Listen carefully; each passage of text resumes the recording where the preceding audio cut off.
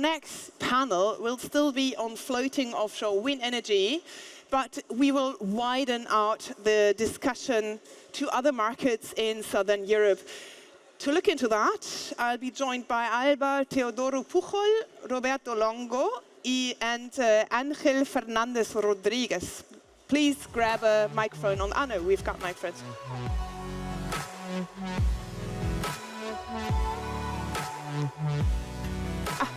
He's coming. Hello. Hi, how are you? Just have a seat if you like. Good morning. Good morning. Thank you for joining me. Now, Alba, hang on 1 second. So you are market analyst at Aegir Insights, a Denmark-based consultancy, and I believe you brought a map with the main floating markets in Southern Europe, right? Yes, yes, I did. Can we see the map? No map? Okay, no map. Well, maybe you can just talk us through. Maybe there's some technical problem. Oh, there we go. Yes, yes, now we can see it. I basically hold the microphone really close. Sorry, I basically got this map. It's to have a full picture of Southern Europe. Having the main emerging markets would be Portugal, Spain, Italy, and Greece. I've also included France to have a full picture of Mediterranean, but of course France is another story, right? It's a mature market, very much ahead, very much developed, and with significantly higher ambitions. But yeah, we can go through this. In dark blue, you can see that I've added these what I call government areas of interest. Mm-hmm. That's for the markets that where the governments have decided where offshore wind will be built. That would be Italy, Portugal, and Spain. That already approved. And for Greece, it's still in a draft mode, so final approval is still needed. And we see that Italy doesn't have that. Italy instead is an open door market. So I've added here the announced projects that the market had. We also can see in the left side, it's a very high-level overview what these markets has different approaches. Portugal has decided to have a two-stage model, which means first we'll have a lease auction, then a super auction. And Spain instead will have a combined lease and super auction. Yeah. From your point of view, what do you think at this stage is the most adapted way to take this forward? On the model? Yeah. That's a difficult question. But if we look at the markets right now, we can see that Italy maybe it's the one that is more ready. Because last year approved the key regulation, meaning that they set up a support scheme in place. And that's the only country out of these four that we're talking about today that has that in place. Still some regulatory details missing, and no auction hasn't been launched yet. But I would say maybe Italy is, in this context, the most advanced. But of course, Portugal and Spain has been progressing this last year and early this year as well. Okay, so what would you say, why is, you're making the case of Italy, why is Italy the most advanced? We're going to speak about that with you a bit later on, but compared to the other market models, why is it a good idea to go about things like they are doing it? Well, I mean, I'm not sure if it's a good idea. We see that's different approaches, definitely, right? But it's maybe worth mentioning that Italy has this open door approach, but for now, as of today, only 5 projects are eligible or would be eligible to participate in the auction, right? Mm-hmm. So there are pros and cons in each model, of course. All right, and what would you say are the advantages of other approaches? Well, if we have a more centralized approach, of course, you avoid having overlaps. You avoid having like everyone wanting the same area and kind of fighting for that.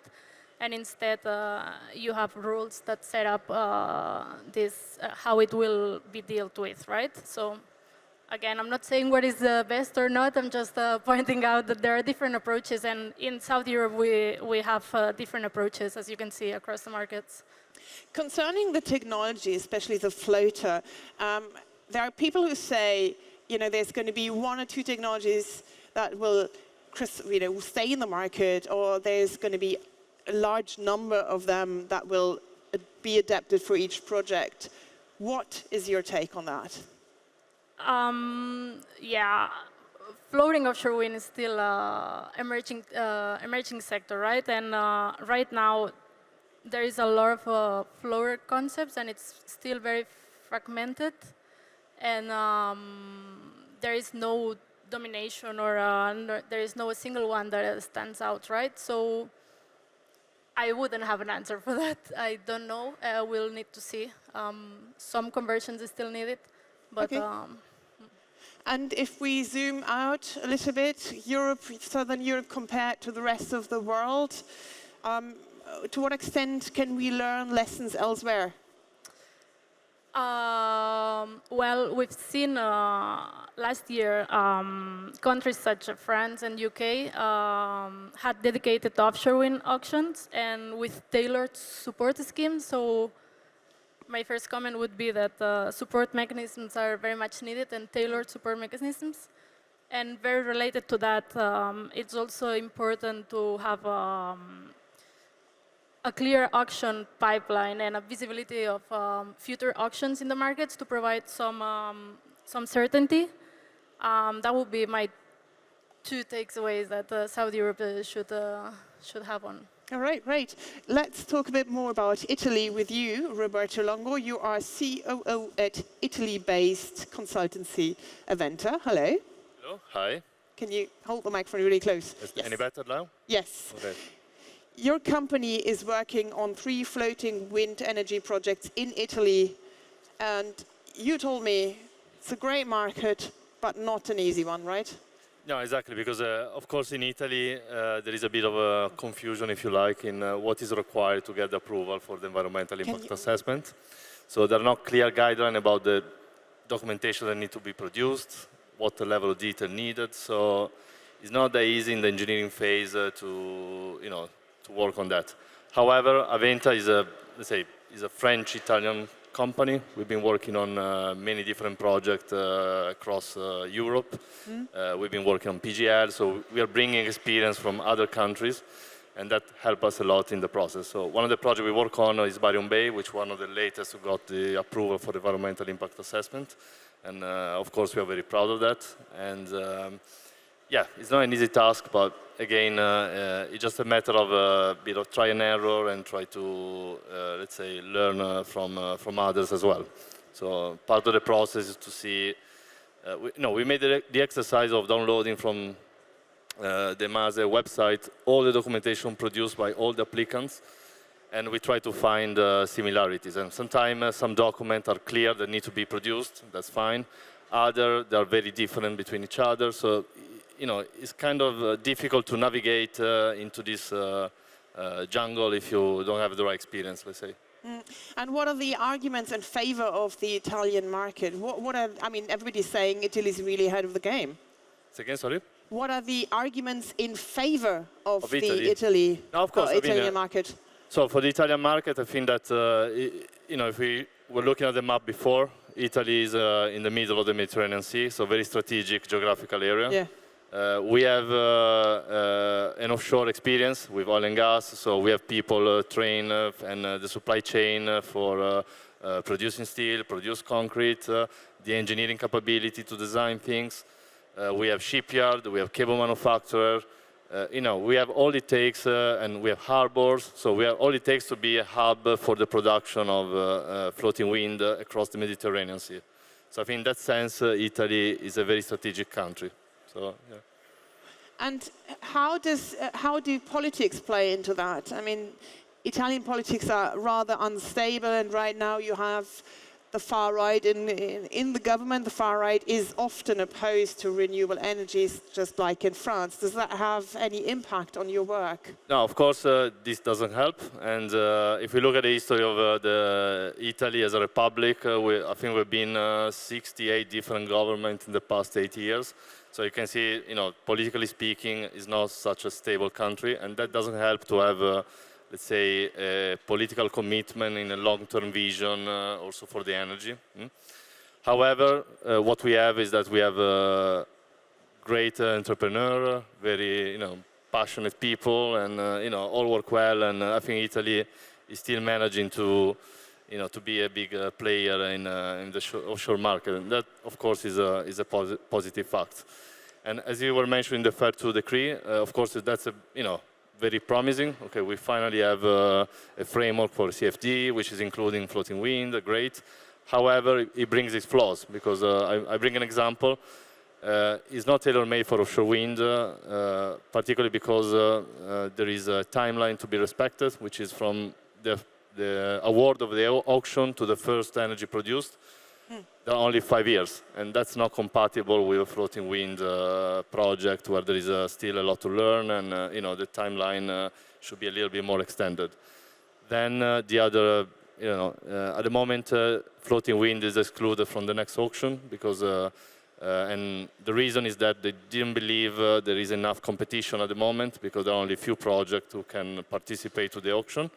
And while from, let's say, industrial or point of view can make sense, on the other side is demotivating developer to continue. And we have example of big developer who are putting on hold their project, waiting to see where things will go. Yeah. So in the long run, the strategy is not completely well thought through and could be improved. I mean, let's say it could be better, that's for sure. I mean, I'm honest about that, but we have hope. And, at least as Aventa, we are continuing to invest in Italy. Our team is growing. We would like to be ready for when this will finally happen at a larger scale. And I believe that eventually everything will go in the right direction, although maybe not so fast as we would like to. Yeah. Right. If we move a bit further west with you, Angel Fernandez Rodriguez, sorry. You're a business development manager, Spain, at Spanish shipyard Navantia's renewables division. Your company is active in the Spanish and the Portuguese market, and both countries have ambitious goals for offshore wind energy, 3 gigawatt, respectively 2 gigawatt until 2030. Where are the countries, these two countries, at right now? Well, I think that in the... Please hold the microphone really close, sorry. Yeah. In my opinion, there have not been many changes in the last 2 or 3 years, but I think that Portuguese is moving faster than Spain now, perhaps due to the success of the Atlantic Windfloat Atlantic project that recently breaks again its output capacity, energy capacity, or and others move on. For example, there are some developers that are working with Portuguese ports in order to support them to develop the necessary infrastructure for the coming projects, or the new 2 megawatts demonstrator that will be placed in Vienna in the close future by the company Gazelle. We expect that the auction in Portugal will be at the end of this year. The government announced that the sites will be the same that the previous sites, but the target now is less ambitious, less than 2 gigawatts. They've downsized it. Yeah. And I understand that the local supply chain is rather well prepared in Spain, right? Well, in my opinion, the local supply chain has capacity, has experience in onshore and in offshore business. But when the auctions comes and the project starts, the capacity, of course, will not be enough. So the supply chain needs to invest in technology and in skilled works. Is that what is happening right now? Are companies doing that? Excuse me? Are companies investing? Yes. The company, for example, we are investing in our own facilities. In the last 3-4 years, we invest close to 100 million euros to improve the facilities. For example, in the Fernandez shipyard, we demolished the construction slitways. We bought new cranes, SPNTs, reinforced the ground. We have a new panel line. You need to hold. Okay, sorry. Sorry for that. Right. And would you say, can I ask you, do you feel that the government in Spain or even the government in Portugal is supporting companies like yours sufficiently? Well, I am a public company. We belong to the Ministry of Finance. Then, of course, I yes understand to that, right? you know, that our government support us, but can support a little more. Right, okay. So all these countries we've just been talking about, they have something in common in the sense that at least parts of that electricity that one day will be produced by floating offshore wind energy will have to be exported because you're already producing, these countries are already producing a high amount of electricity or renewable electricity. To what extent are there actually plans, and now I'm leaving with the main focus of this panel, but are there plans to set up connectors, interconnectors to export that electricity to, for example, Northern Africa or to other countries? Would you like to react? Yeah, I can answer that. Yeah, of course, there are projects to interconnect countries. At the moment, we see there will be a new interconnector between Malta and Sicily. There will be one between Tunisia and Italy.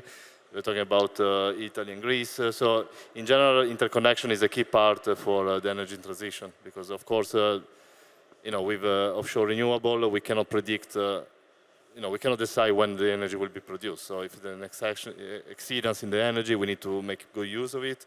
So energy storage can be an option, but of course it's more efficient to transfer to another country and buy again when it's needed, yeah. Mm. No. Can I ask you about the energy mix in Spain?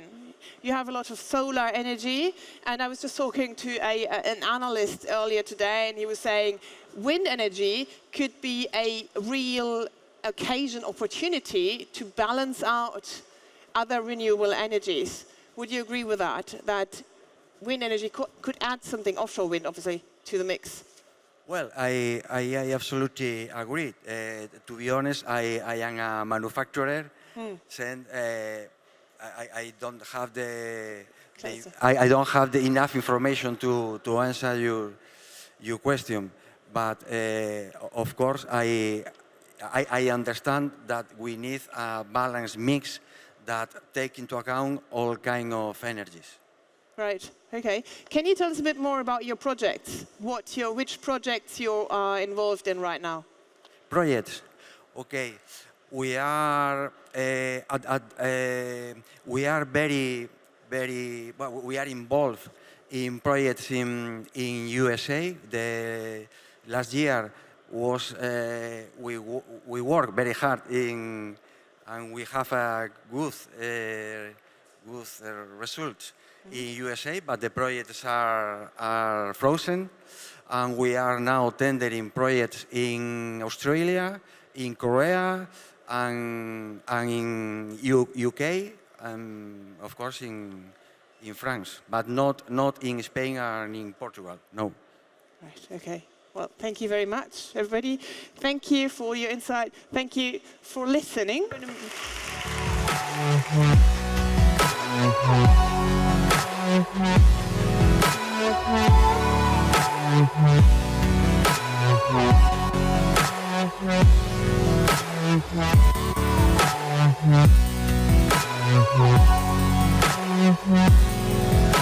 you.